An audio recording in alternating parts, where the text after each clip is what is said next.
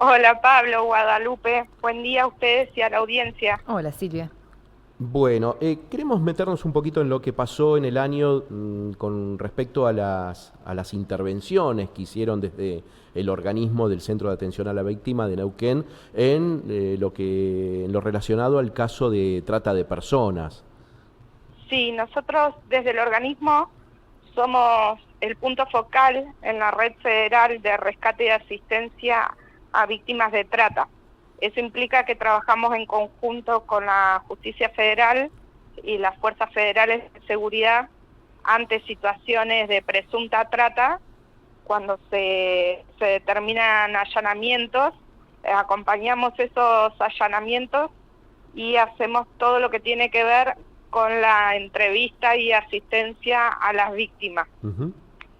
Tuvimos más de 90 intervenciones durante el 2024 y de esas intervenciones el resultado fue de 25 personas rescatadas.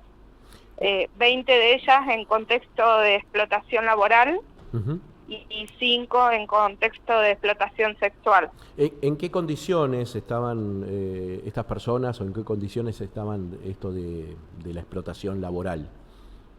Sí, cuando hablamos de explotación laboral, principalmente en la provincia, estamos hablando del área de la fruticultura, principalmente, y luego de la construcción. En general son personas que están viviendo en el lugar donde trabajan, en condiciones infrahumanas, no tienen calefacción. Nosotros la mayoría de las intervenciones fueron de abril a junio, julio, que coincide con la época de una parte de la cosecha o de la poda, y no tienen condiciones de habitabilidad dignas, digamos. No tienen acceso a agua, no tienen calefacción, se encuentran en lugares paupérrimos en términos de higiene, de generales, digamos. La verdad que es muy difícil describirlo, pero son condiciones infrahumanas. No casualmente se habla de este delito como la esclavitud moderna, ¿no? Claro. Claro. Silvia, las personas que pudieron rescatar o intervenir, ¿son de acá de Neuquén o tienen origen en otra provincia? Siempre son de otros lugares, a veces de otras provincias y también de otros países. En general, la mayoría de estas 25 personas provenían del norte del país, de provincias del norte del país. Eh, la mayoría de ellas también, sobre todo de Tucumán, Santiago del Estero y Corrientes, ¿sí? Sí. Pero en general siempre son de otros lugares, porque justamente una de las características del delito de trata es que se cala en un lugar y se la traslada hacia otro lugar donde no tiene red de contención, no tiene a quién pedirle ayuda, no tiene quien la asista. Entonces es una de las formas que tienen de poder someter a esas personas. Sí. ¿El rango etario cuál era? Y además si eran más hombres que mujeres o viceversa. Sí, cuando hablamos de trata con fines de explotación laboral, en general son varones. Una de las características con las que nos encontramos fue que eran muy jóvenes, la mayoría entre 20, 25 años. Eso da cuenta de que no tienen oportunidades laborales en sus provincias de origen y que están de alguna manera expuestos a estas falsas promesas que se les realizan. Y en el caso de la explotación sexual tenemos la mayoría mujeres o mujeres trans, y un rango etario mayor, alrededor de los 30 años. Ujú. También intervinieron en casos de violencia de género, ¿no?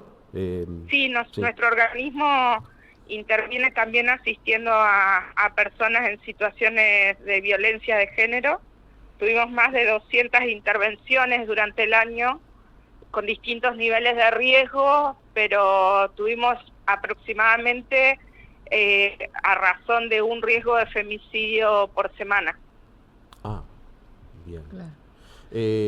Una vez que estas personas, que ustedes intervienen, ¿no? Con otros organismos seguramente, ya sea por trata laboral o explotación sexual, ¿cómo sigue el protocolo, digamos? ¿Estas personas son asistidas, son contenidas en algún lugar? ¿Cómo sigue la situación de estas personas que ustedes rescatan? Sí, siempre lo primero es poner a la persona a resguardo. Eso implica trasladarlas, sacarlas del lugar donde estaban y trasladarlas a algún lugar seguro, donde puedan aparte acceder a comida, a agua caliente para poder bañarse, brindarle la asistencia de todo lo que necesiten como para tener un bienestar mínimo en ese momento, porque sobre todo cuando la persona reacciona y toma en cuenta, digamos, todo lo que atravesó, entra en una situación de mucha angustia. Entonces en ese momento es muy importante el acompañamiento del equipo especializado, que está conformado por psicólogos, psicólogas, profesionales en general de las ciencias sociales y de la salud mental. Y bueno, justamente lo que se hace es la contención emocional en ese momento. Se acompaña en la declaración en caso de que la persona declare, y también se hace lo que se llama el retorno asistido.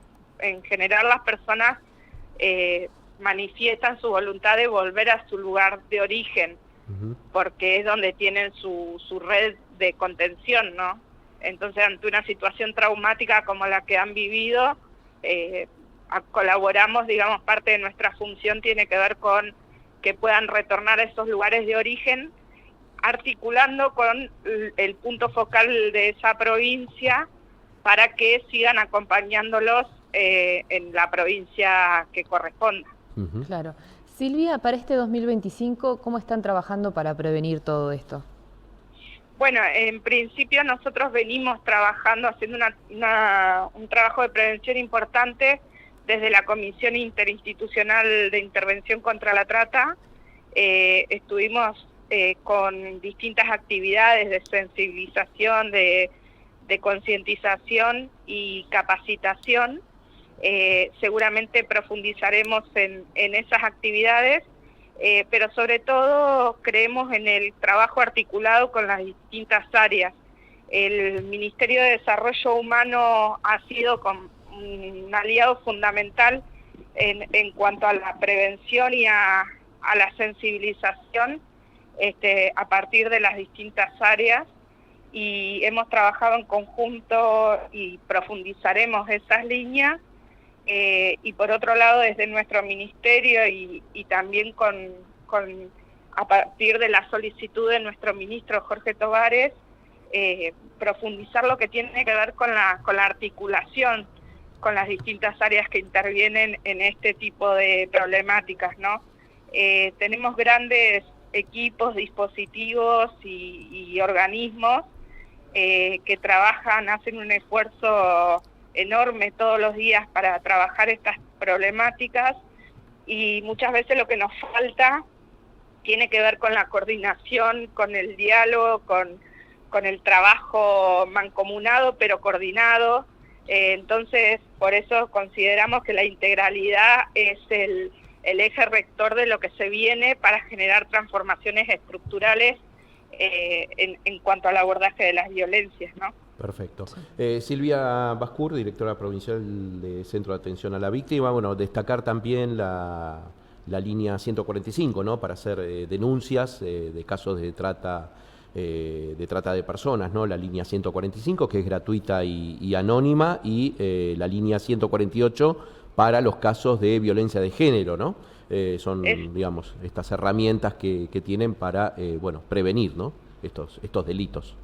Exacto, sí, nosotros difundimos siempre las líneas que son, que sabemos que funcionan y además tienen como un impacto inmediato en las situaciones, así que en cuanto al trata de personas, la línea 145, que es nacional y es anónima, y en lo provincial la 148 en todo lo que tiene que ver con violencia de género y familiar.